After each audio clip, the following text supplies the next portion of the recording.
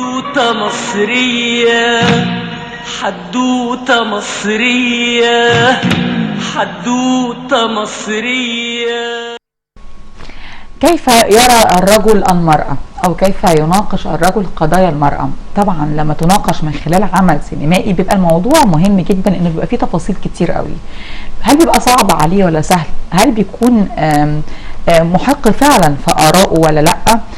فيلم روح جسد يمكن بيناقش قضية مهمة جدا، وطبعا قضية المرأة بس بكل تفاصيلها بقى. هل بقى المجتمع بيظلم المرأة فعلا؟ هل المرأة سيدة فعلا يجب أن يكون لها دور فعال في هذا المجتمع؟ يمكن شفنا آراء الرجل من خلال قصص، روايات، أشعار. شفنا برضو سينما إيناس الدغيدي اللي ضيوفنا النهارده بيتعاملوا مع مشروعهم من خلال هذه السينما. دور الرجل في حياة المرأة كيف يكون؟ وهل هو دور مهم أم لا؟ المرأة كيف تتعامل مع الرجل وكيف يتعامل الرجل مع المرأة؟ شوفنا ده في أكتر من فيلم، يمكن اغلبها كانت قضايا مهمه جدا بتنتهي نهايه ماساويه سواء للرجل او للمراه.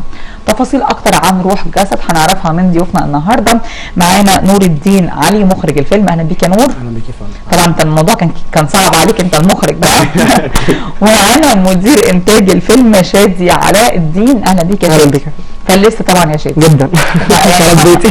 خرب بيتك. انا قريت كمان ان الموضوع في معهد سينما كان من اشهر الافلام جرأة على مستوى معهد عالي السينما، لانه كان اجرأ فيلم بصراحه، يعني ما كانش فيه افلام. انت بتتكلم، بص احنا بنتكلم في ايه؟ انه اجرأ فيلم على مستوى المعهد. يعني انت اكيد طبعا كل مشاريع التخرج اللي بتتقدم كل سنه دي ولا حاجه جنب الفيلم بتاعكم. مش حوار جنب كل حاجه، بس هو يعني الفيلم كان جريء قوي فيه مشاهد، وهما مدينا الحريه بصراحه نعمل ده.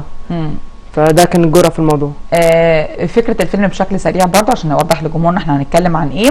ان هي بنت من اسرة فقيرة في بيت فقير، بتعاني من صعوبة في مواجهة المجتمع، وخصوصا من الاب وتعذيبه البنت طول الوقت.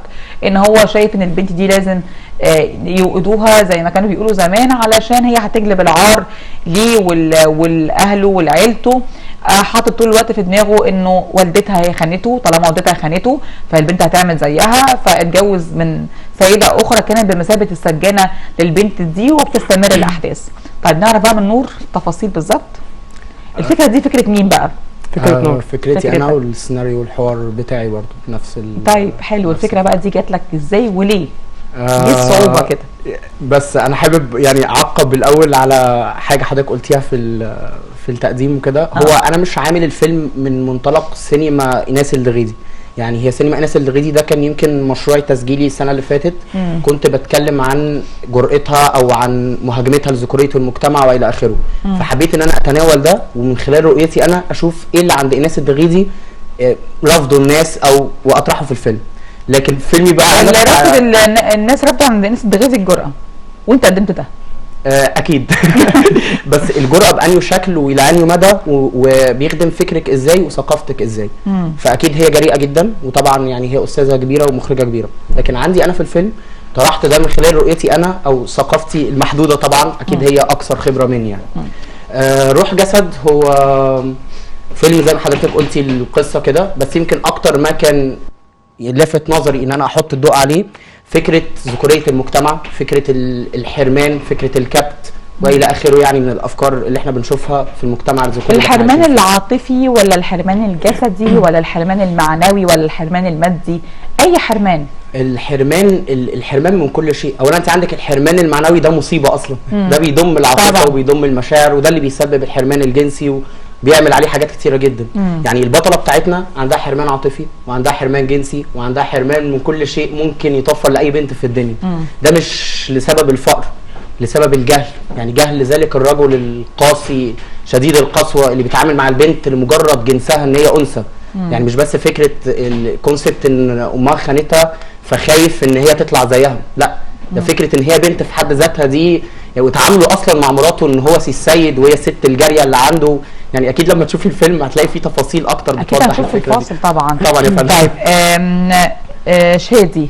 شادي انت طبعا شاركت طبعا مع نور في البدايه الفكره بقى طبعا الحاجات دي كلها. الفيلم اتصور فين؟ الفيلم اتصور في حلوان في حديقه اسمها 6 اكتوبر.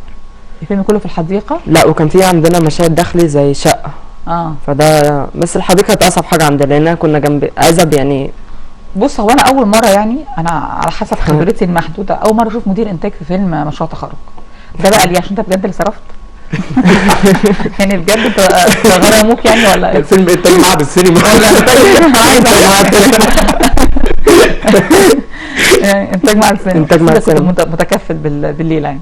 اللي هي بعض الاوبشن اللي هو الزياده عندنا مثلا زي السلايدر الحاجات دي اللي هو البانسر. انت اللي بتوفر بقى الحاجات دي؟ بوفر المعدات مكالمات وعلاقات وحاجات كده وبتاع.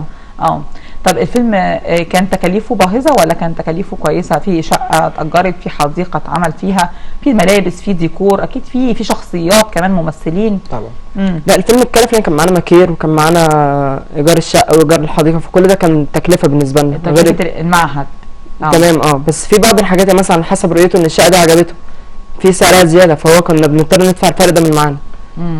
بس طب المعهد دايما بينتج الافلام مشاريع التخرج ولا ده بيبقى الطلبه وهم بيصوروا الفيلم وفي الاخر بيجي يقدموه للمعهد؟ لا كل سنه كان بينتج لسنه رابعه مشروع التخرج بتاعهم، هو متكفل بالمصاريف كلها. لسنه رابعه. التكلفه كانت كويسه يعني؟ التكلفه الماديه كانت كويسه ولا؟ التكلفه تغطي نص الميزانيه بتاعتنا يعني مش كلها بصراحه. طيب ايه الصعوبات اللي واجهتكم؟ الصعوبات ان انت بتصوري مشاهد زي دي في حديقه واسعه عامه وفيها زوار وفيها مشاهد وبالنهار، فده كان ان انت تسيطر على الحته دي والحته دي فكان صعبه بالنسبه لنا. الناس ما كانتش مستغربه انتوا بتعملوا ايه؟ مستغربه طبعا. كانوا فاهمين انتوا فنانين يعني بتمثلوا بجد ولا؟ اللي كان مستوعب اكيد الكاميرات ما كانتش كاميرات سينما. لا اكيد، فكاميرا صغيره انتوا بتعملوا ايه؟ معلش بس مقاطعه، هي كاميرا سينما لان انت معاكي كاميرا سوني A7S ودي من كاميرات الدي اس ال ار. ايوه ما اختلفناش يعني الجمهور فاهم ان الكاميرا تبقى كاميرا. لا هو زي الكاميرات اللي عندنا دي. لا كان لوكيشن اضاءه وكاميرا وشارلو. الكاميرا الصغيره اللي هي الكاميرا الصغيره دي ناس مش فاهمه انتوا بتصوروا ايه. مش صغيره انا مش صغيره. كاميرا زي دول كده كاميرا زي كاميراتنا كده. تمام. في ناس كانت مستوعبه الموقف ان احنا بنعمل فن وفي ناس اللي هو لا ازاي احنا في منطقه شعبيه وكلها كوره جنب بعض، فاللي هو ما كانوش مستوعبين احنا جايين بعائلتنا. طب ازاي ابني يشوف مشهد زي ده؟ ايوه انتوا ازاي؟ ما انا ده السؤال برضو، انتوا ازاي تصوروا مشاهد زي دي بره؟ يعني احنا بنحمي المجتمع من التحرش ومن الفجور اللي بيحصل. عشان انا هنا لازم اتكلم والله نور انا بس خليني هتتكلم ماشي. احنا بنحمي التحرش في مكان عام وتصور مشاهد دي اكيد عشان نحمي التحرش وكل حاجه. احنا بنوعي المجتمع مش اكتر ان ده فعلا حاجه بتحصل في المجتمع، ان في شاب بيضحك على بنت وكل حاجه وبيستغل ان هي ساذجه وما عندهاش اي خبره في الحياه. حكيتوا للناس بقى الحدوته كلها عشان الناس تقتنع انتوا بتعملوا ايه؟ بعض الناس بدل ما الناس كانت ضربتكم بلغت البوليس. لا بصراحه اكيد مش هتمسكي نفر هتحكي له حدوته او. طب ما ده انا بتكلم فيه، واجهته ازاي خارج المشهد؟ لان الحديقه اصلا كانت واخده فكره عامه عن الفيلم، فاللي هو عارفه احنا داخلين نعمل ايه بارادتهم وكل حاجه وجواب المعنى. انا بالحديقه انا بتكلم عن الجمهور. تمام. فالناس اصلا كانت فاهمه وفي ناس مش فاهمه طبعا، بس حبينا نوعيها ده فن وده مشروع تخرج مش نازل في سينمات ده فبدأوا يقفوا جنبنا ان احنا طلبه في الاول والاخر. والناس مستوعبه ان الفكره دي مستوعبه اصلا، بس في الغلط وده اللي بيحصل في المجتمع فعلا. طيب احكي لي انت بقى. بس انا كنت حابب اعلق برضه على فكره المشاهد دي. هي المشاهد دي زيها زي اي مشاهد عاديه خالص انت بتصوريها. مش فكره هصورها خارجي هصورها داخلي، ملاش اي علاقه بده. الفكره انت عايزه تقولي ايه من الدراما او هتخدمي الدراما بتاعتك ازاي. فلو دراما عندي بتقول ان انا هصور ده في حديقه لانه مطابق ريال للواقع اللي بيحصل، هعمل ده طبعا. يعني من غير ما اروح اشرح لاي حد ان انا جاي بعمل رساله راقيه. اللي عنده بقى مشكله ده حاجه ثانيه مش بتاعتنا. انا فاهمه انت ممكن تصور مشهد يتماشى مع السياق الدرامي بس في حدود معينه. طبعا ده احنا بنتكلم فيه. اكيد. طبعا انت تخطيت كل الحدود. لا مش الدرجه دي. خلينا متفقين. هنشوف دلوقتي فاصل من الفيلم وهنعرف الحدود اللي انت مشيت فيها. طيب احنا كده دلوقتي اتكلمنا بشكل فني شويه او بشكل اكاديمي شويه فكره التصوير. انا عايزه اتكلم بقى عن الفكره نفسها. انت كنت عايز توصل بايه من الفكره؟ او الفكره قلت انا هقدم ايه؟ هقدم الست اللي الراجل بيضحك عليها؟ ولا هقدم ان المجتمع اللي بيبص للمراه من نظره سيئه؟ كنت عايز توصل لايه؟ انا شايف بشكل عام المراه مظلومه جدا في المجتمع اللي احنا عايشينه بشكل اوفر كمان. فانا حبيت ان انا اعمل في مظلومه من ناحيه ايه؟ من كل حاجه. اولا هي مضطهده جدا، مضطهده في مجال العمل، في مجال الحياه، في كل حاجه. يعني انت لما تيجي النهارده بتتكلمي ينفع في رئيسه جمهوريه عندنا في مصر، هتلاقي ده ما بيحصلش. هيبقى مفاجاه بالنسبه للناس يعني. تمام. عندك يعني كمناصب، مش هتكلم بقى في الزاويه دي خلاص. تمام. عندك تقدري تتاخري للساعه كام بره البيت، ده حاجه بسيطه كده يعني. تمام. هتلاقي تعليقات عامله ازاي. انت كحضرتك يعني انا اسف طبعا، يعني انت بتمشي في الشارع مبسوطه؟ لا اعتقد لا. ايه اللي انا بظلك انت فيه يعني خالص. ففي حاجات كتير تستفزني يعني لو هنقول من هنا للصبح يعني. لكن هي الفكره ان بما ان هو مشروع تخرجي يمكن قد تتاح لي الفرصه ان انا اقدم اللي انا عايزه لو لمره واحده. انا مش ضامن لسه السوق ماشي ازاي او الرولز بتاعته هتحكمني ازاي، فكان لازم اقول اللي نفسي اقوله من خلال مشروع التخرج بتاعي. فكان عندي فكره اضطهاد المراه، انا حاولت ان انا اشير ليها السنه اللي فاتت من مخرجه عملت ده وقدمته في عالم سينما المراه. فليه انا كراجل وبعمل فكره انا مؤمن بيها جدا ليه ما اقدمهاش السنه دي في السياق بتاعي او في الاطار الرؤيه اللي انا شايفها.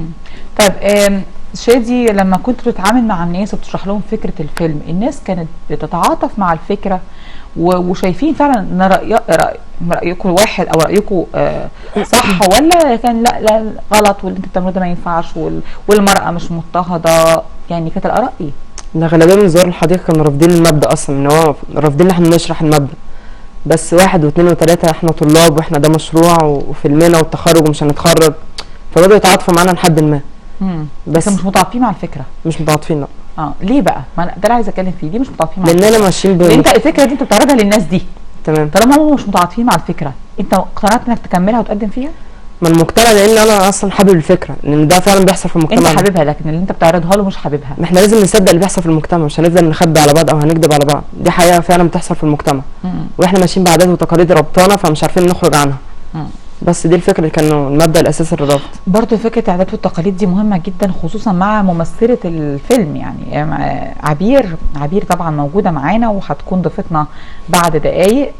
بس بنشكر شادي مدير الانتاج، بشكرك بجد يا شادي، وطبعا نتمنى مزيد من الاعمال والنجاح طبعا لهذا المشروع، لان برضه تفاصيل اكتر عن اللجنه اللي كانت موجوده وقيمه الفيلم هنتكلم فيها بقى مع نور وعبير بس بعد الفاصل.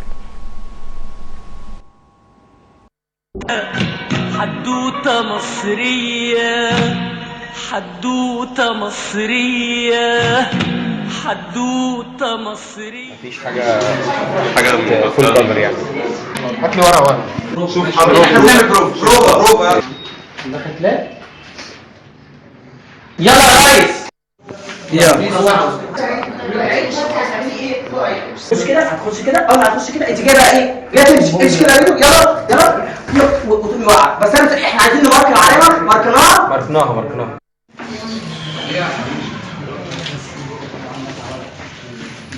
لا احنا دلوقتي تصوير. يلا يا استاذ مش عايز حد عندك لو سمحت. خش كده 14 2 7 مره.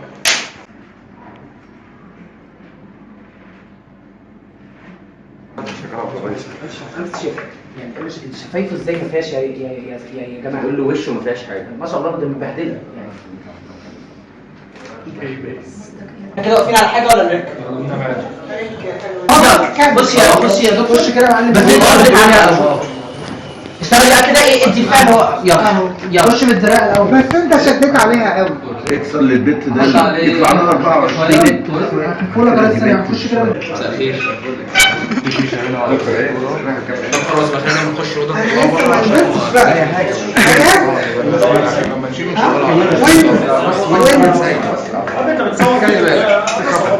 دينا بص ده انا مصورك، ده انا بقول هريك دلوقتي. تعال معايا كده بص دينا ممكن كنا ناخد المشهد دينا بعد اذنك. دينا بس دي دينا يا جماعه نايمه معانا تمام. العلامه اهو يا جماعه. العلامه سعيد مشروع المخرج القادم مستقبلي مش هقول اكتر من كده. يلا فعلا انا زي ما كان معمول بالظبط. بان حضرتك اخيرا ممكن تسيب بقى الحديقه دي فعلا مش عارف.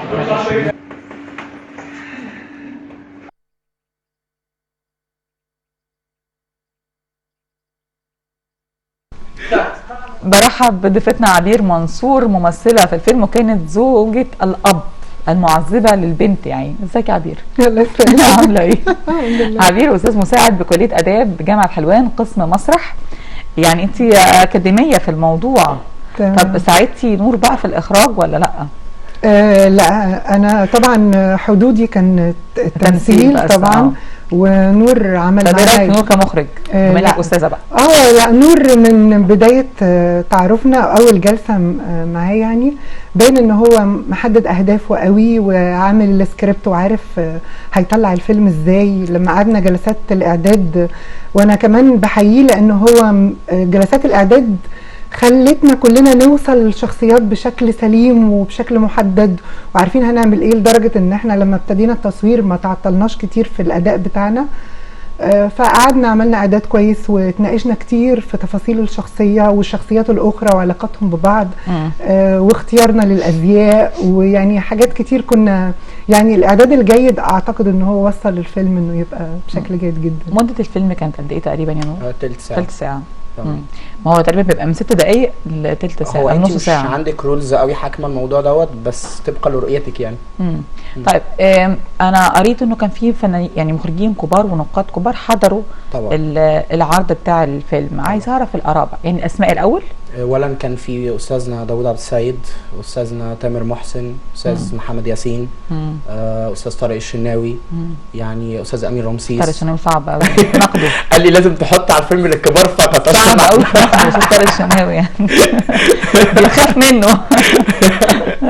يعني هو الفيلم عجبهم بشكل عام، فكره الجرأة في حد ذاتها او اختلاف الفيلم عن السائد في المعهد، او مش فكره السائد في المعهد يعني، مع احترام افلام الزملاء التانيين كلها افلام كويسه جدا وجريئه. يعني فكره الجرأة مش انت عامله جنس في الفيلم او مش عامله جنس، يعني الفكره في اختلاف الفيلم نفسه، ان انت قادره تقدمي اللي انت عايزه تقدميه. ده عجبهم جدا مع اختلاف الاراء في بعض. بقى الى فين مدى الجرأة ده؟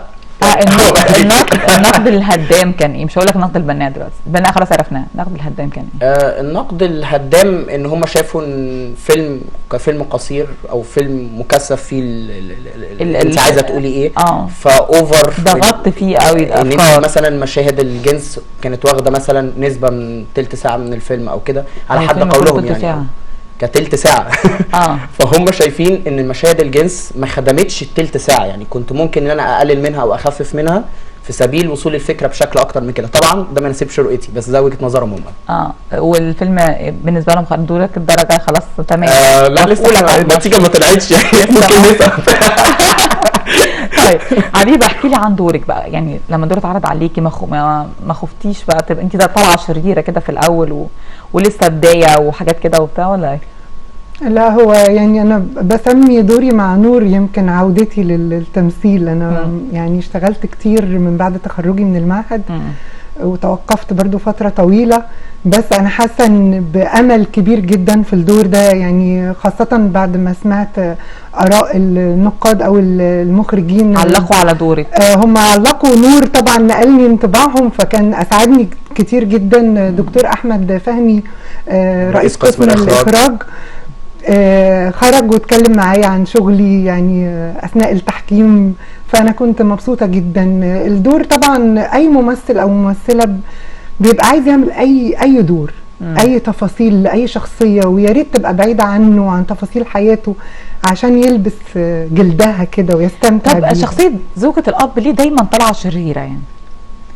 والله في الحياه بتبقى انت كنت شريره ولا انت كنت مجبره عشان تسمعي كلامه؟ لا انا كنت بعمل لمصلحتي، يعني انا الشخصيه عندها زوجها ده اهم انسان في الدنيا، حياتها هو محور حياتها وتفكيرها، عايزه ترضيه، وفي نفس الوقت هما الاثنين بيكرهوا البنت، بيكرهوا وجود البنت دي في حياتهم، وهي تملي يعني بتقوي ده عنده. زي ما تقولي عايزه تستأثر بيه لوحده يعني. فهي كانت مش شريرة، بس هي بتعمل لمصلحتها، اهدافها شر برضه. طيب الفيلم بيتكلم عن حق المرأة في المجتمع او دور المرأة وقد ايه المرأة مضطهدة جدا في المجتمع. طبعا انا ما شفتش الفيلم، بس اللي انا فهمته من نور انه اللي كانت بتحبه ده مجرد ان هو بيستغلها، لكن هو ما كانش بيحبها. فقد ايه برضه ان المرأة ست ضعيفة وممكن يضحك عليها. انت شايفه القضيه دي يعني من وجهه نظرك انت شايفاها ازاي؟ هو كتير نسبه كبيره من السيدات اعتقد لطبيعه تكوينهم ان هم الحنيه والعطف والمحبه والعطاء اللي موجود في المراه اكتر بكتير من موجود في الرجل، ده ممكن يخليهم يتعرضوا لمشاكل كتير. واعتقد كمان الشخصيه اللي عملتها فيها جزء ان هي برضو مقهوره، لان هي حياتها في هذا الشخص. هو في مشهد ما بيني وما بين الاب، هو بيدفعني برجله في صدري ويعني بشكل عنيف جدا، وفي النهايه هي بتعتذر له وبتكون عطوفه معاه. لسه النماذج دي موجوده؟ اعتقد انها موجوده. لسه موجوده ولا في بيئات معينه؟ هنا يا مخرج. موجوده ومسيطره كمان، يعني شخصيه السيد دي مش فكره. بس دلوقتي الست بقت بتاخد حقها وبترد وما بتقبلش الاهانه بسهوله في ست ضعيفه بتكون مثلا الزوج ده بالنسبه لها المورد المادي، فبتقول طب انا من غيره هروح فين، او انا ما صرفش عليا، لو انا وقفت مثلا ضده طب ما هو هيسيبني، انا هعمل ايه؟ ودول بقوا اقليه يعني، وبرده ما بقتش بتقبل الاهانه بسهوله. لا انا حابب اوضح لك بشكل تاني. هو ازاي الراجل النهارده في اي بيئه او اي ثقافه او اي شكل بيستطيع قهر المراه من زاويه الدين.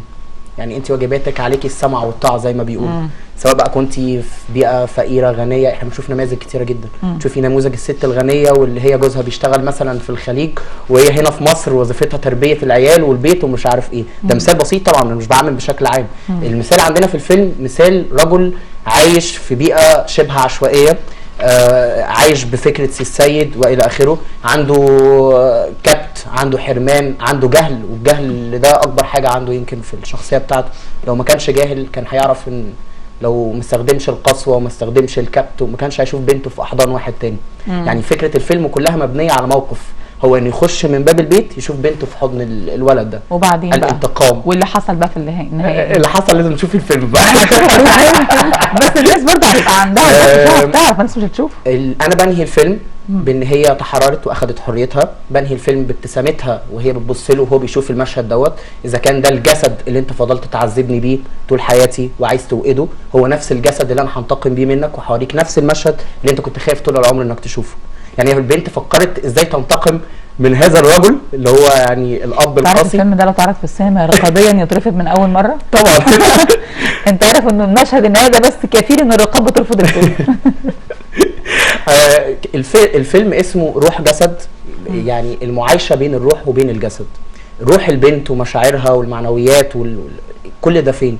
الجسد عندما بحثت يعني او اصل انت كده بتوضح ان هي ما حبتش الشخص ده، بل هو بتنتقم من والدها ان هو كان بيهين هذا الجسد طول الوقت. مش بالظبط كده، لا مش حب في الشخص، لا يعني بالعكس، هي حبت الولد ده جدا. يعني هي اولا ما عندهاش اي اكسبيرينس في الحياه خالص. هي اول ما جاء قال لها تعالي، جات له تعالي. طبعا هنا مش من منطلق جنسي، تعالي من منطلق عاطفي.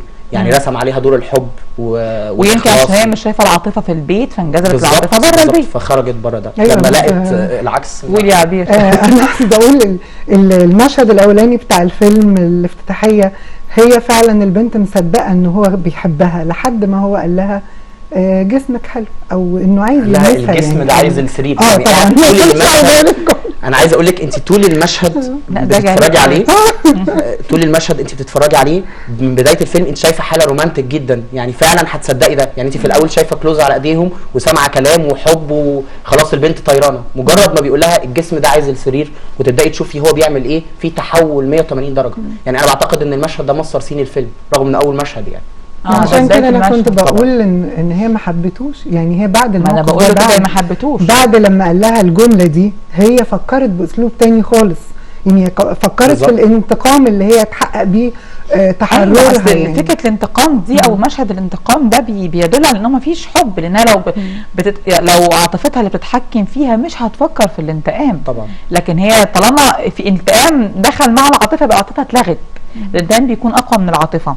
طب خليني ارجع اقول لك، انت مخرج شاب تمام وراجل، تمام، ايه اللي خلاك تهتم بالمراه او بقضيه معينه عند المراه وبقضيه مهمه جدا كمان؟ عامه هو ما فيهاش راجل ومراه. انت جزأت بقى